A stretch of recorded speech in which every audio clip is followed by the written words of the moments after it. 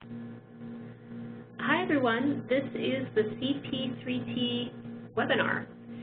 And I'm Liz Stanton. I'm a principal economist at Synapse, and I'm going to be moderating the webinar today. Our main speaker is Pat Knight. He's the developer of CP3T, and we'll be presenting to you about updates to that tool. Before we get going into that material, I want to mention some webinar logistics. The webinar is being recorded. We'll send that recording out to all attendees along with a PDF of the slides, and those materials will also be posted on our website. All attendees on the webinar have been muted, and you will remain muted throughout the presentation. If you want to get in contact with us, there are two ways to do that. If you have a technical problem, then please use the chat feature in WebEx, and that'll go right to our technical person who's sitting here with us, and she'll help you out with that. If you instead have a question about content, or a question or a comment, and want to have that brought up into the conversation, then please use the webinar at synapse-energy.com email. And I'm going to be monitoring that throughout the presentation. And I'll take your questions, and I will ask them of Pat, but first we're going to give him a chance to do his presentation, which will probably take 35 or 40 minutes, and we'll use the rest of our hour to address those questions that you all are bringing up, so please do send them in. So for those of you that are not familiar with Synapse, I think looking at the list that most of you are familiar with Synapse, but we're a consulting firm based in Cambridge, Massachusetts, and we provide services related to economic and environmental analysis and policy questions. We do a lot of work related to Clean Power Plan, and we'll talk about that a little bit at the end of the webinar. So here's Pat Knight. Thanks, Liz, for that introduction. Hi, everybody. Let's get started right away. We've got a lot of material to cover here. So what we're looking at right now is the agenda for today's webinar. And this webinar is going to kind of consist of two main ideas. So in addition to being a walkthrough of CP3T itself, I'm going to spend a bit of time talking about background information for CP3T to help you understand where we're coming from in terms of constructing this tool and ways to best interpret the inputs and the outputs that come from CP3T. So first we'll be talking about what is CP3T and what's new in the new version that was released yesterday. Then we'll be talking specifics about the final Clean Power Plan and how aspects of that figure into CP3T itself. Then we'll be going into the walkthrough, and at the very end, we'll be able to take your questions. So, what is CP3T? The Clean Power Plan Planning Tool, or CP3T, is Synapse's free, open-source, Excel-based spreadsheet tool. CP3T is used to perform first-pass planning for compliance with EPA's final Clean Power Plan for a single state or a set of states. It's built using the unit-specific data that EPA assembles to create the EPA's Clean Power Plan building blocks. And within CP3T, users can adjust things like fossil unit capacity factors, renewable energy and energy efficiency projections, fuel prices, unit retirements, and many other options. Users can then compare differences between generation, capacity, emissions, emission rates, and costs across different scenarios. So a little bit of history about CP3T. We first released a version, I think, last November. Since then, we've seen over 200 downloads by over 150 unique users. CP3T has been in use by different state agencies, including DEQs, Departments of Energy, and utility commissions. It's been in use by consumer advocates and environmental advocates, federal agencies, utilities, ISOs, and many other groups. A few really kind of key pieces of CP3T that I want to emphasize is that in addition to Clean Power Plan analysis, CP3T can be used to analyze costs and system reliability of future electricity plants.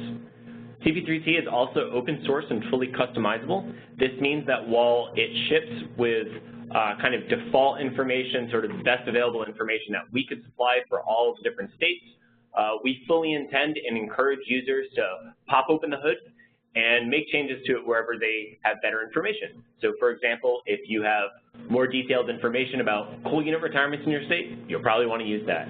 If you have better information about renewable cost trends, you'll probably want to use that in a scenario.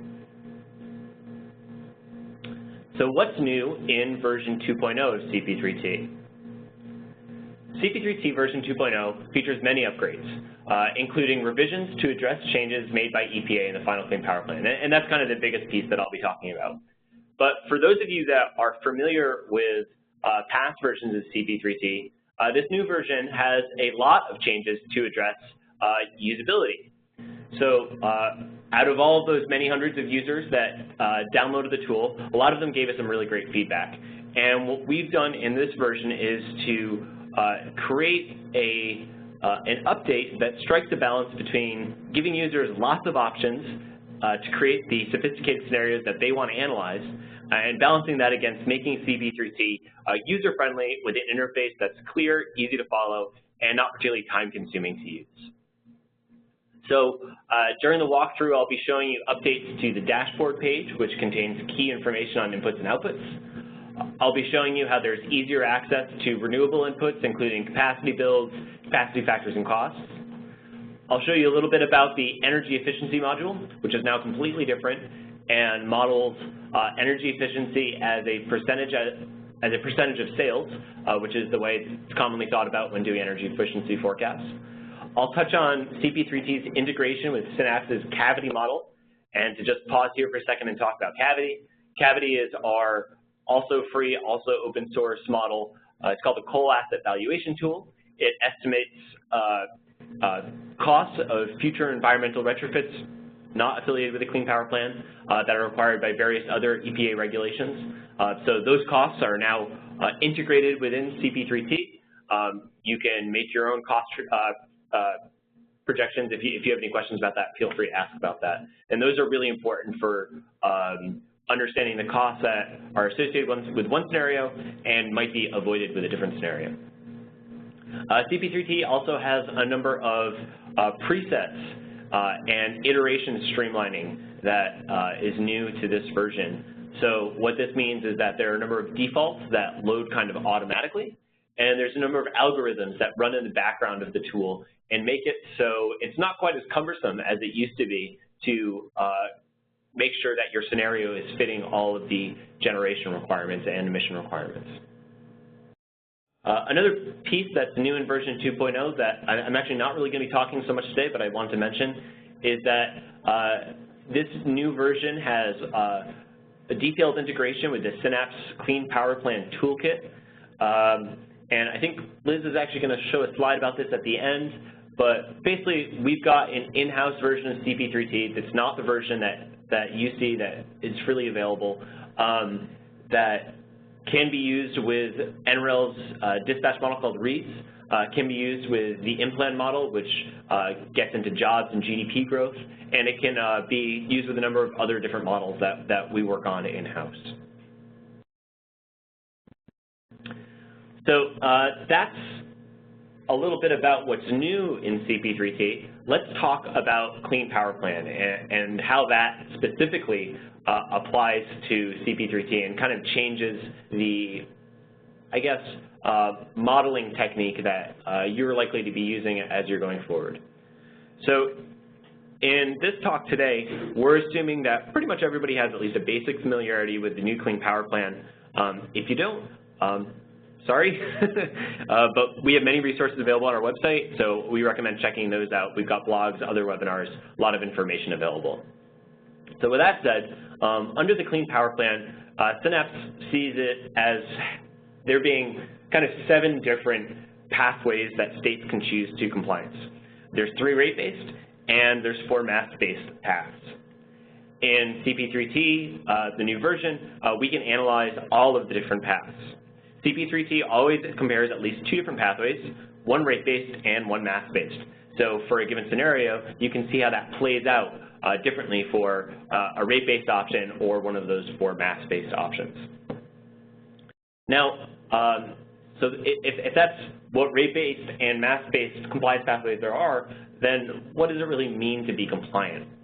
So in a rate-based framework, there are these things called emission rate credits, or ERCs, or ERCs, and these credits are produced by things like new renewables, new energy efficiency, new nuclear generation, high-performing fossil units, and a very diverse set of other resources. And these credits are used as offsets to lower CO2 emission rates at affected sources, those sources that are affected by the Clean Power Plan.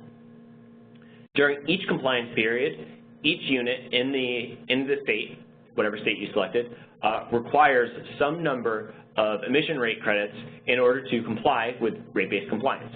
They require some number of offsets to reduce their emissions rate. And in order to achieve compliance, naturally, there must be enough available ERCs.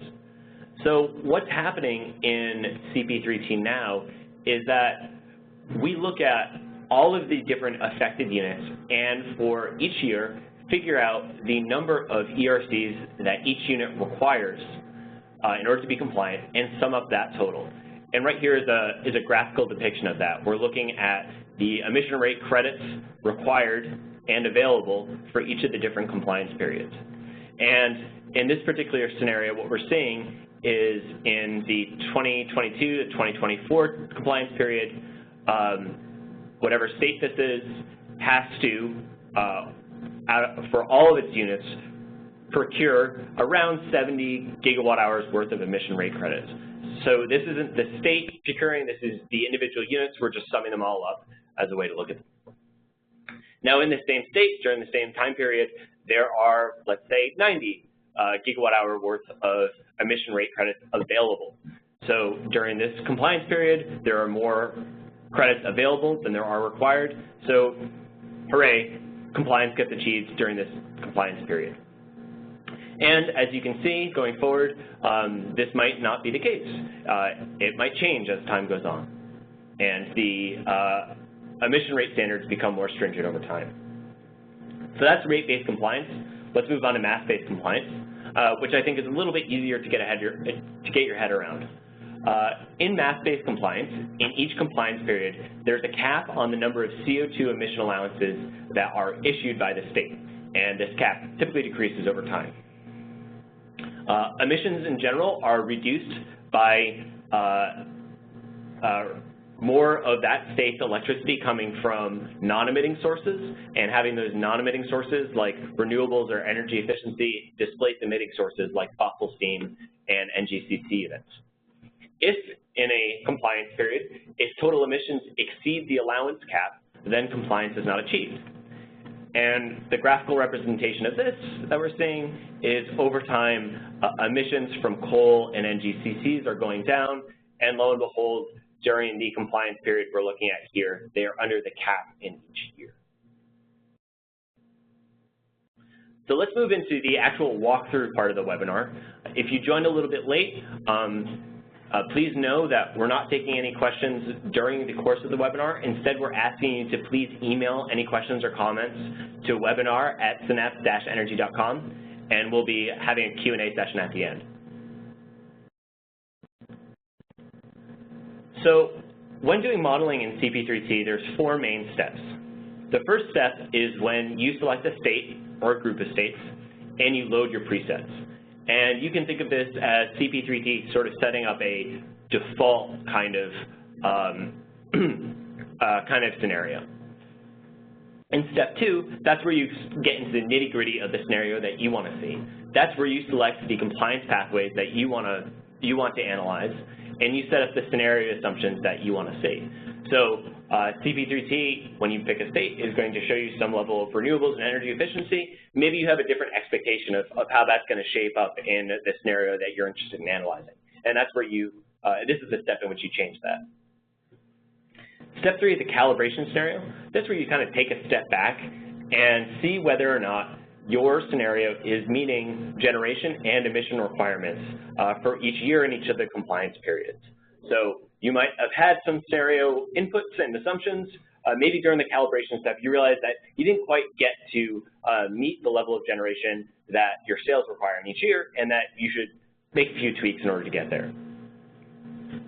Step 4 is about comparing scenarios. So you can kind of think of steps 1 through 3 as being self-contained within a single scenario. The strength of CP3T rather, is its ability to quickly, all things considered, analyze many different scenarios and act as a screening tool for many different approaches to compliance.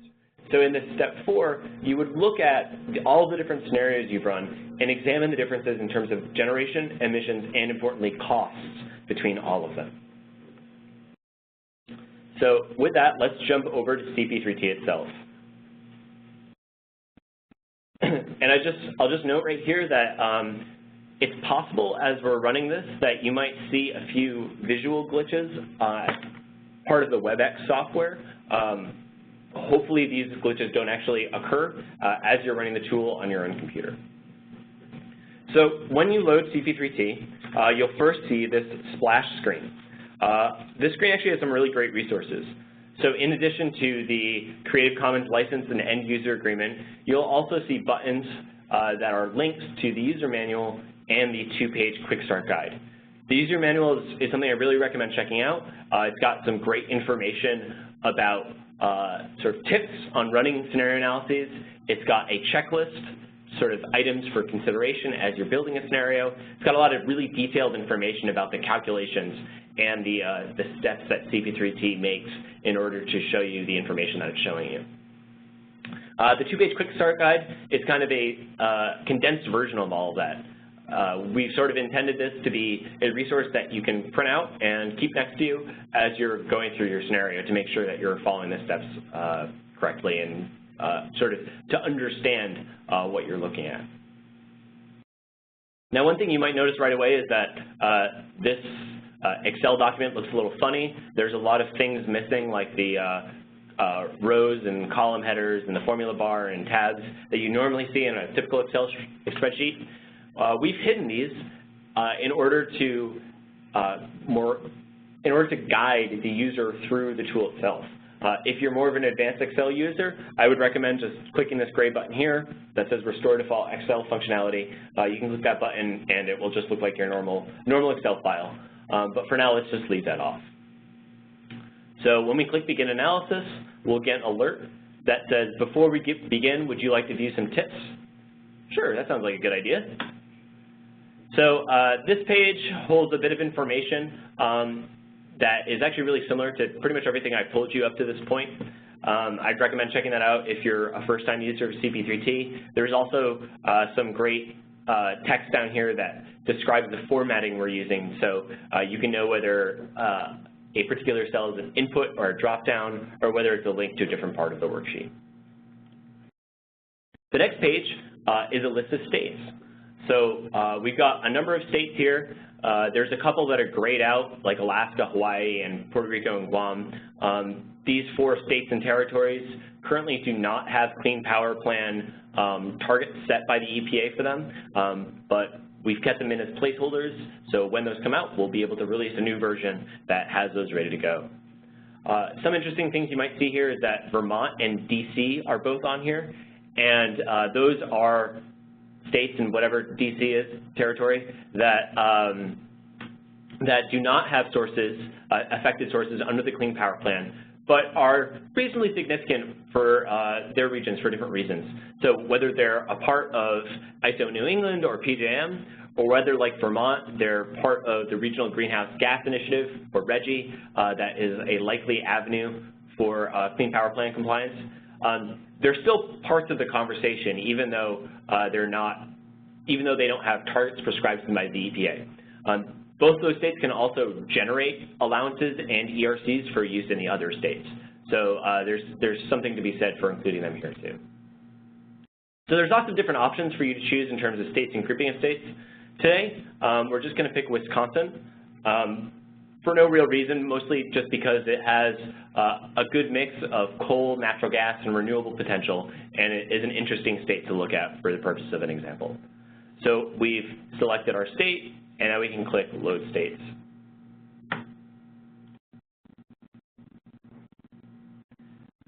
So after CP3T has thought for a minute, it then shows you the dashboard page. And let's spend a little bit of time talking about what we see here. So on the left side of the panel are kind of outputs about CP3T.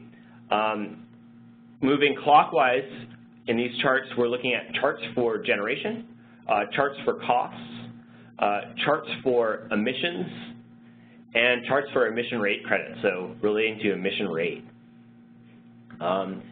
It's on this side that you can see whether or not you're meeting the sales requirement from a generation standpoint and what resources your generation is actually made of.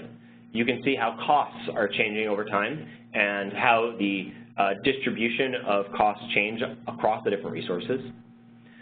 You can see whether your Clean Power Plan effective unit emissions are underneath the mass-based cap, and you can compare whether or not you have enough available emission rate credits compared to the number of required emission rate credits during each of the compliance periods. Over here too, kind of in the center of the screen, is some information about keys for the different charts. A lot of the charts reuse the same kind of resources, so in general, wherever you see the orange color, that's an NGCC unit. So that's the left side of the chart. Over here on the right side is our control panel, and this has to do with inputs to CP3T. Here you can enter a name for your scenario that will then appear at the top right-hand corner of all the sheets. And you can also click this button that I'll be coming back to in a minute. And that button allows you to see a list of sources and default assumptions. So it's kind of like a summary page of inputs that you can print out and look at your own leisure. As we move down the control panel, we see the different types of inputs. So what we're seeing here first for renewables is by default, when a state gets loaded, the renewable default of Clean Power Plan default gets loaded. And this level of renewables is taken from the EPA's target setting, and it's kind of an expected potential of renewable generation that is expected to be available throughout the entire study period that we're looking at here. That's just one preset, though.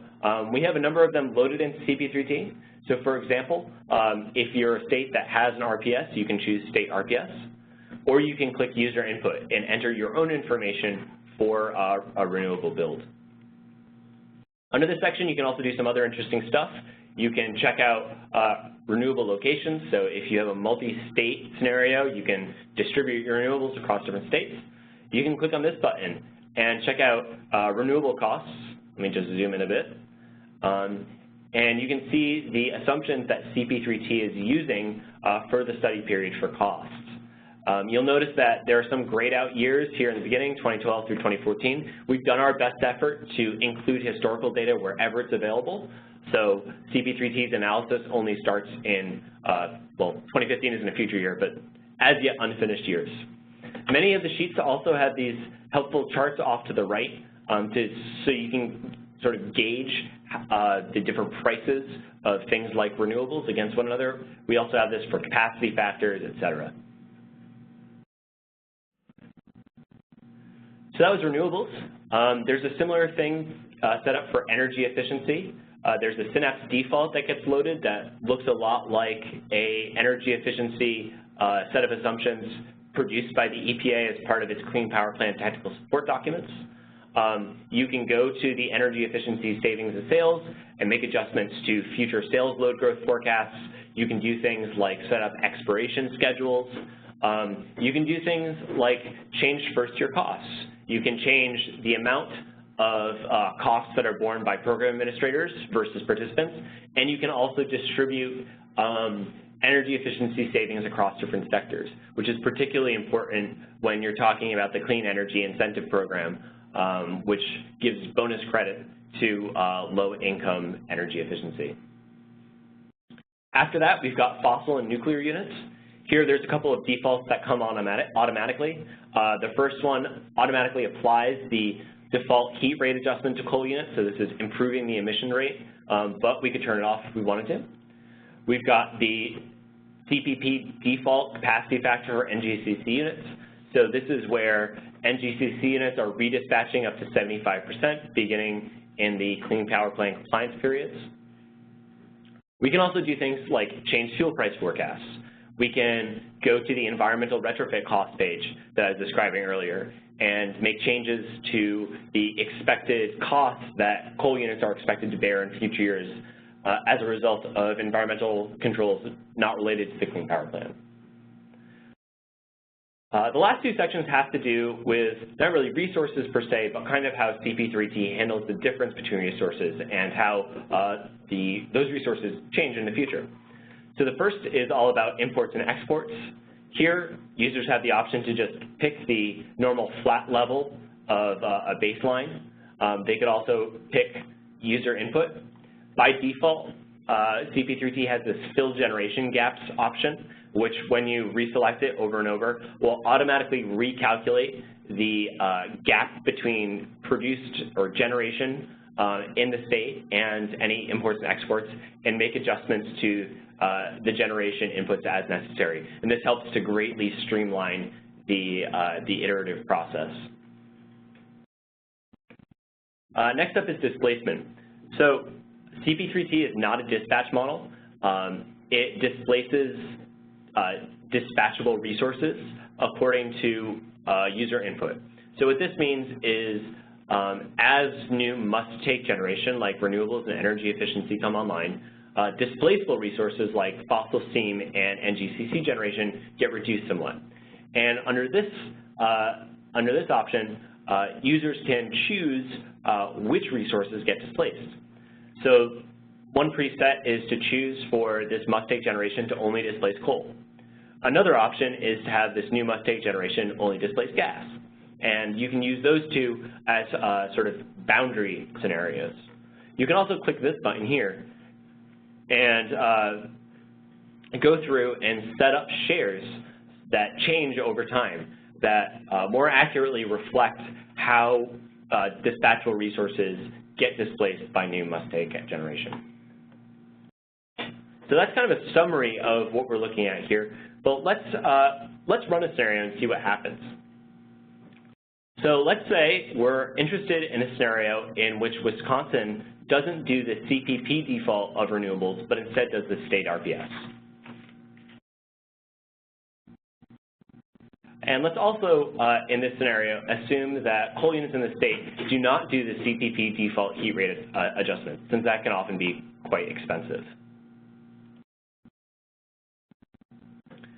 So with these modifications, what we're seeing is our scenario still meets all the generation requirements.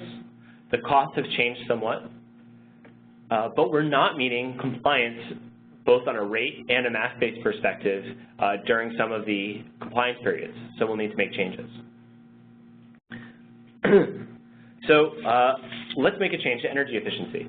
So by clicking this button, we can check out all of the new energy efficiency inputs and options that are available. We could change the sales growth rate, we could change historical savings levels, or we can set new goals. So by default, the incremental savings goal is 1%, starting a ramp in 2020. Let's set this to 2% starting in 2016. And you can see these numbers changing, and if we scroll over, we can also see a chart displaying the difference between the BAU level sales and the sales that are now forecasted after energy efficiency has been taken into account.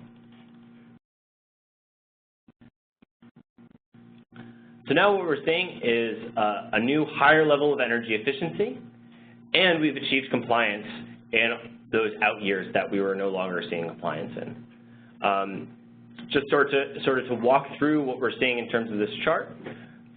Under the first compliance period, the level of available ERCs far outweighs the level of required ERCs. And as a result, this difference, these surplus ERCs get banked into the next year. And this banking gets carried forward into each of the subsequent compliance periods. The same sort of thing is happening from a total emissions standpoint as well.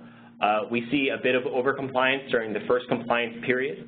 And this overcompliance actually gets carried forward in future years and helps to offset the otherwise more stringent caps. So a few other things that I want to highlight before we turn it over to questions. CP3T now ships with this list of sources and default assumptions, so I'll click on that. And this is a sheet that gives a number of different tables organized by resource for a couple different variables over a couple different years. That basically just helps to serve as a summary of all of the inputs that you used in your scenario. And it's our intention that this set of tables gets printed out, fits nicely on a normal letter-sized piece of paper, and you can use that as part of whatever write-up you do for your analysis as a means for allowing other users to replicate your analysis. Another piece that I want to point out are these buttons down at the bottom. If you're anything like us, you'll agree that the Clean Power Plan is pretty darn complicated. And so what we've done is include a couple different guides for rate-based compliance and mass-based compliance. So when we click these buttons, we're brought to these screens that show us information about the different pathways, about the compliance periods, and about the different ERCs or allowances, and a little calculation example to show us to show you how we're calculating the number of available ERCs or available allowances. So that's it for a walkthrough. Let's return to the slide deck and get it over to you for questions. One last thing, actually, I want to mention is there's a couple of points here that I wasn't able to touch on given the amount of time we have today. CP3T also models the Clean Energy Incentive Program. It models multi-state compliance, which is a bit clearer in the final rule than it was in the proposed rule. It also models unit retirements and fuel switching. It comes with some of those assumptions by default, but if you have more up-to-date information about unit retirements, you can include that as well. So now I'll turn it over to Liz, who's going to talk about the CPP Toolkit for a quick minute. Thanks, Pat. And once I do that and talk about some other Synapse resources, we'll turn it over to questions. I've received a few questions from folks that were on the webinar. I think we'll have time to answer those and maybe even a few more if you want to send your questions in now while I'm talking. So CP3T, as you can see on the figure shown here, forms a part of what we call the Synapse Clean Power Plan Toolkit. And so in this way, CP3T has two lives. One is as a downloadable tool that folks can use back in their own offices to screen scenarios and get a first cut at what Clean Power Plan compliance might look like. We also use it in-house as part of a suite of tools in the analysis that we do for a wide variety of clients, where we put it together with reads and other models to bring into it the kind of electric dispatch modeling that is not a part of CP3T, but is part of a more complete Clean Power Plan compliance analysis. So I'm going to push past this into the next one. That was giving a little bit more about CP3T and how it fits into the toolkit. We have a lot of resources up online about Clean Power Plan. This slide's giving you a list of those. We've done quite a few webinars now trying to explain the Clean Power Plan and talking about some important analytical issues that are related to it. And you can also see here various reports and other things that Synapse has done. As Pat has mentioned, the updated CP3T is available for free at the website you see right here. We had sent that out yesterday. And you can also follow Synapse on the social media connections that you see here. So let's do some questions with the time that we have left in the hour. A few things. One question that we got, Pat, was if you go back to, I think it's slide 7, do you mind going over there? You mentioned reliability there. And just want to check in on that. We're not saying that CP3T is a power flow model or anything like that. So what do you mean by that we're doing reliability? Sure, that's a great question. So no, CP3T is certainly not a power flow model. Basically, what we're doing here is I'm using the word system reliability as kind of a placeholder for the idea that CP3T examines both generation and capacity. So there's a lot of analysis out there that looks at potential futures that are low emitting and whether or not they are Clean Power Plan compliant is really important. But what's really important also is to make sure that those scenarios make sense within the context of the system. So of course there's all kinds of important details that you need to consider when you're making vast changes to the electric power system like the Clean Power Plan is likely to require. Many of those details are not getting extreme attention within CP3T. Basically, we're allowing users to do a high-level, first-pass screening analysis of whether or not a scenario makes sense and whether or not it's meeting the generation and capacity/peak demand requirements in each year of the analysis. Okay, thanks. And another question that we had was about our different treatment in CP3T now as opposed to before the final rule came out about tribal areas, and that has to do with the final rule treatment, right? Yeah, and there is a bit of difference between the proposed rule and the final rule as far as I know, but overall they're treated pretty much the same way, I think, unless there's something I'm forgetting. But basically the tribal areas function as each of their own states. So whereas a state like California, for example, is made up of sales and generators inside of it, a tribal area like Navajo is made up of a set amount of sales and a set amount of generation inside of it. Just so happens that in many of the tribal areas, the amount of generation far outweighs by many orders of magnitude the amount of sales that are in those specific areas. And at this point, has EPA released targets for those areas for the final rule? Yes, I believe so. Great.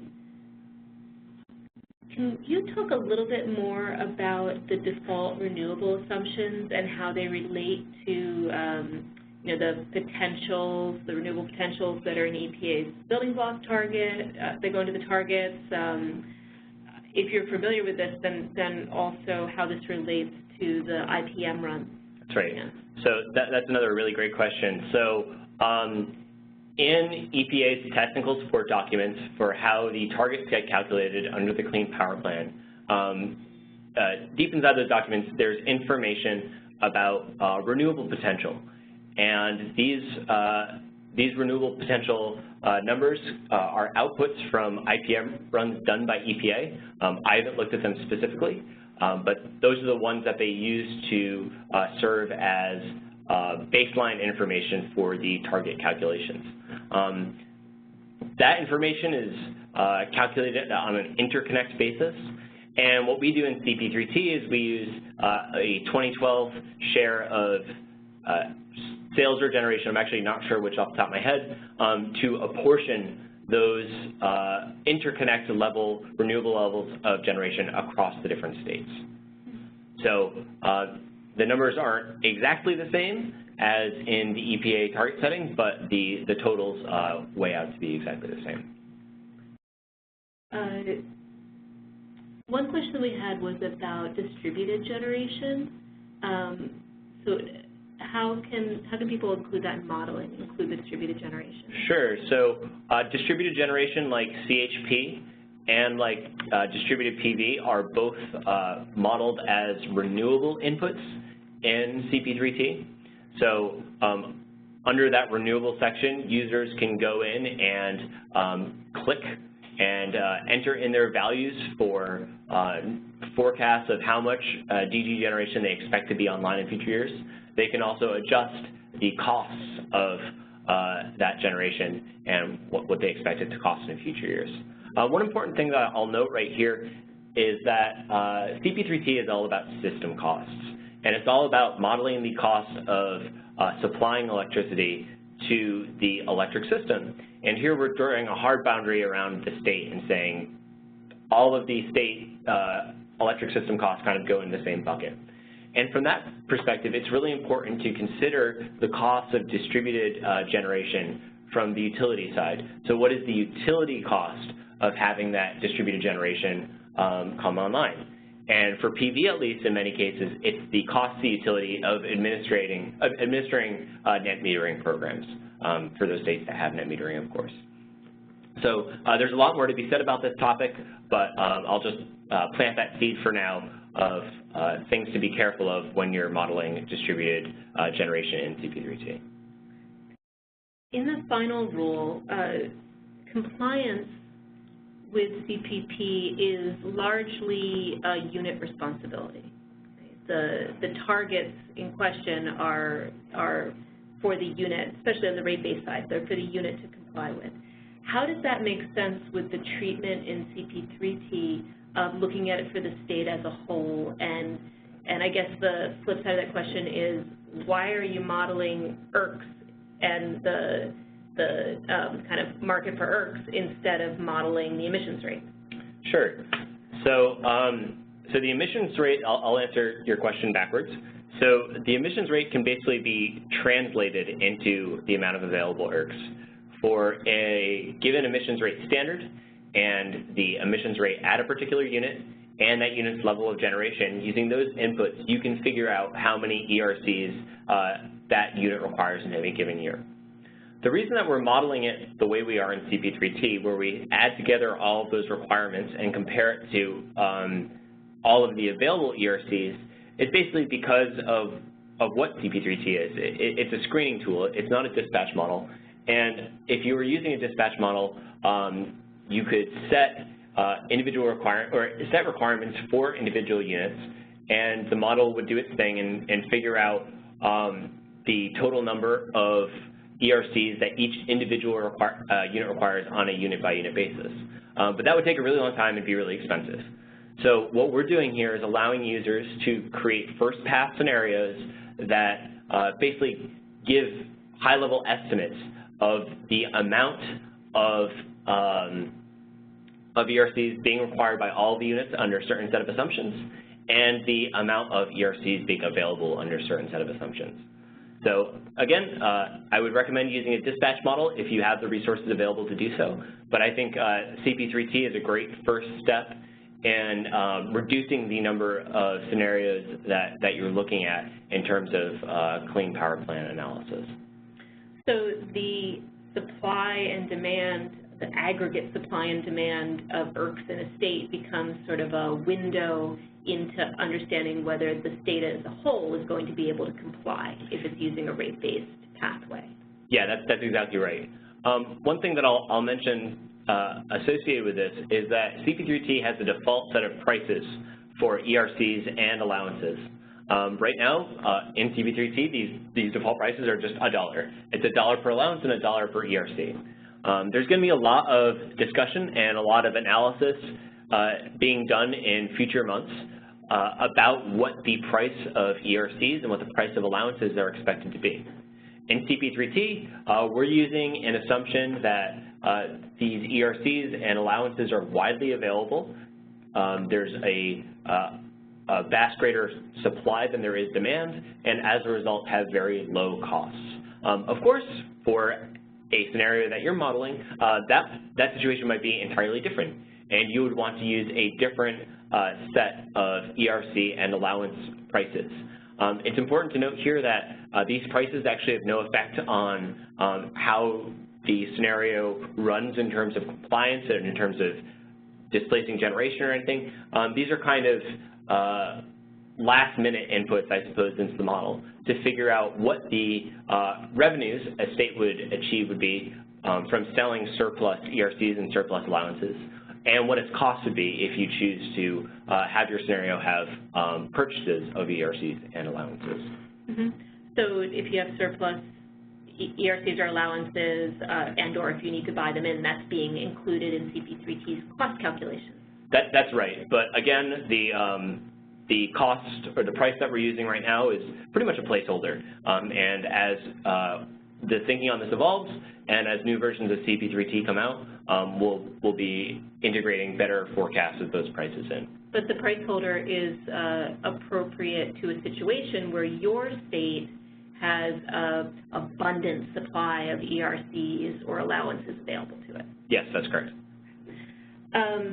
And is there anything that you or anyone can say about the relationship between rate-based compliance and mass-based compliance? In CP3T, we can see them sitting there next to one another, and really you're doing one scenario and asking if this scenario is compliant under either of those terms. Can you explain a little bit about that relationship? Sure. So I think there's kind of two important parts of that relationship that are worth talking about. The first is understanding for a given set of assumptions, are you compliant from a rate-based perspective, and are you compliant from a math-based perspective? And is it, as I've often heard it called in some circles, is it easier to comply one way or the other? The answer to that is I don't know. I think that there probably is an answer, depending on the level of or depending on which inputs you're using. I think it also is heavily dependent on what the characteristics of resources are in your state. So perhaps the answer isn't the same for a state that is heavily dependent on coal versus another state that is. Another thing that I want to talk about rate and mass-based compliance is in CP3T, we're modeling states as kind of islands unto themselves, or if you're doing multi-state compliance, your group of states is an island. And there's a lot to be said for understanding the relationships between a state that is choosing rate-based compliance and what happens if its next-door neighbor is choosing mass-based compliance, and how those two play out. I think that's a really important piece of analysis that needs to be done, and right now CP3T cannot handle that. But we'll be hopefully diving more into that in future webinars and reports that you see from us. Here's a question on a little different topic here, and that is, how about co-firing natural gas at a coal plant? Is there a way to show that in CP3T that you can think of? So again, because CP3T is open source, anything is possible. So my response is going to be limited to what I can just think of off the top of my head. I think you could definitely do something like that. You would have to change a unit's probably emissions rate to reflect a new weighted average of what their between the amount of coal that they're emitting and the amount of natural gas that they're emitting. You might have to make some other changes too about whether or not that unit, what the costs are associated with that unit. Maybe it's a little bit cheaper or more expensive because it's using a different balance of coal and natural gas. Maybe that fuel switching carries with it some change to the fixed costs or the variable O&M costs. So those are all things that you'd have to consider. But that's definitely something that you could model in CP3T for sure. It's really important in Clean Power Plan when a resource is built in terms of modeling its effects and what happens with its generation. So 2013 is kind of a cutoff there for things that are new versus things that are considered existing. How does CP3T kind of keep track of that?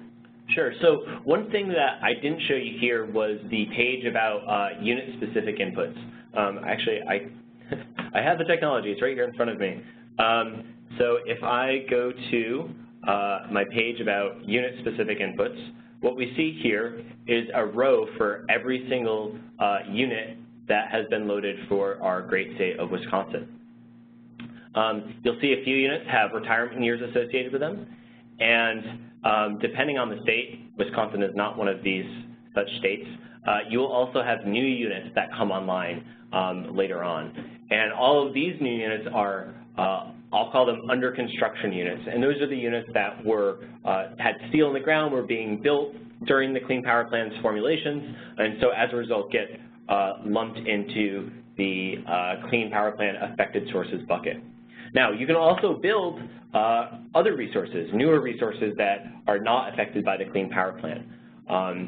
you can go back to the dashboard and check out this link that says Add New Fossil and Nuclear Capacity. And here, you can start building new megawatts of NGCCs, natural gas turbines, and nuclear units in all years 2015 and after. You can make adjustments to their capacity factor, emissions rate, and on a different page, you can change things related to their costs. So in this way, CP3T is definitely setting up a bifurcation in terms of unit vintages, and it handles those units differently. And how about for renewables and energy efficiency and keeping track of that old versus existing versus new? Right. So for renewables, the answer is much the same as what I've described to you here. There's an existing renewables bucket and there's a new renewables bucket. If your renewable was built after, on or after January 1st, 2013 and is producing generation during compliance periods, it's eligible to make ERCs. All the other renewables that were built prior to that do not produce ERCs or do not have allowances associated with them. Energy efficiency is in some ways easier and in some ways much harder to think about. So like renewables, any energy efficiency measure that was installed on or after January 1st, 2013 and is still producing the savings during a compliance period is eligible to receive ERCs. So as a result, the CP3T looks at those savings differently than it does any savings that were installed beforehand. And those savings are more or less kind of baked into the default load growth rate that every state has for future years. And this same question also asks about displacement from existing renewables, but existing renewables in this universe in CP3T, we think about them as having a fixed amount of generation, and so their generation isn't changing and then displacing. Yeah, that's right. So we have historic information about how renewables and fossil units and nuclear units performed in the years 2012 through 2014. When you look at those 3 years in CP3T, they should hopefully very closely mirror reality. For all future years, we're assuming those existing resources perform at more or less the exact same amount. They have the same number of generation, the same amount of generation, the same amount of emissions associated with them, unless they're one of those dispatchable resources like coal or NGCCs, in which case they get displaced by new resources. So it's possible maybe that if you're thinking of renewables specifically and maybe you had a bad wind year or something, that could affect the generation from existing renewables in future years under your scenario. And by all means, you should change that if you think that number should be different or more variable, let's say, in future years. We had said back on, I don't remember what slide number it was now, that I think it's slide 11, that CP3T can analyze all 7 of the Clean Power Plan pathways. And for the rate-based ones, R1, R2, R3, those are choices that you can see right on the dashboard. Same thing with M1 and M2. Can you talk to us a little bit about M3 and M4? Sure. So M3 and M4 are pretty interesting. They're a little bit unique in the sense that the liability of the Clean Power Plan is not transferred from the state to the units. In these, the state retains the responsibility of compliance. But actually, these are pretty much the same perspective that was used during the proposed Clean Power Plan. It's a plan that the state has using a number of portfolio of strategies to achieve compliance with some mass-based limit.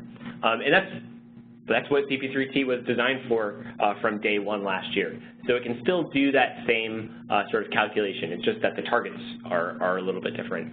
So if you were to choose, if say you want to evaluate a scenario for M3 compliance, that's the existing measures one, you would choose the M1 target and basically approach your scenario run as if instead of doing planning for all these different little power plants and different little utilities, you're the state and you are making state plans about procuring unit retirements or administrating a state RPS or a state energy efficiency standard. So it's pretty much the exact same thing as M1 or M2. I'm going to try to squeeze in 2 quick questions. The first one is about editing retirements of existing units and how that's done. Can you just talk a little bit more about that, or flip over to that page to show the retirements? Of course. So as I was showing here, when CP3T loads a state, it loads all of the associated units. And with it are some preset information about retirement years. And this is coming from the EPA's own database of units for purposes of the Clean Power Plan building. So I think the original source of this data more or less is EIA. A lot of times the EIA data is a couple years behind. So it's possible that even for Wisconsin that we're looking at here, some of these coal unit retirements aren't completely up to date. Basically what happens is you can enter in a coal unit retirement for a certain year, and CP3T will effectively remove that unit from all future years. So in this particular scenario, I randomly selected Alma 5 to retire in 2020. It's an 82-megawatt unit running at a 7% capacity factor. It's probably not going to have that much of an impact on our scenario. But if you were to choose one of these 2 Columbia units that both have capacities of over 500 megawatts and have very high capacity factors, they're going to make some big changes to how your scenario plays out. So you can enter, delete, adjust retirement years in this column as you see fit. Okay, and 2 very quick ones. One is about how CP3T is handling the distribution of allowances. Basically, it's not. We're looking at the state as a whole. Is that right? That's right. So, so states have many different options for how they distribute allowances. They can choose to use an auction. They can choose to use EPA's allowance distribution scheme, which basically hands out allowances to generators based on their previous levels of generation. CP3T isn't really concerned with that. It's basically looking at the picture after that distribution is done. So the allowances are already out of the hands of the state into the pool of resources, and how do those get spread around the different resources? Okay. And then the last one is about, do you have something set up to facilitate comparing scenarios, or it's mostly about the CP3T makes the scenarios and then the user can compare them as needed? Right. So in addition to this dashboard page and that list of sources and assumptions, there's a couple of other helpful links here. Down at the bottom, you'll see one that says more detailed charts, and that basically provides some of the same charts as the previous page, just blown up, and along with some information about capacity and total emissions.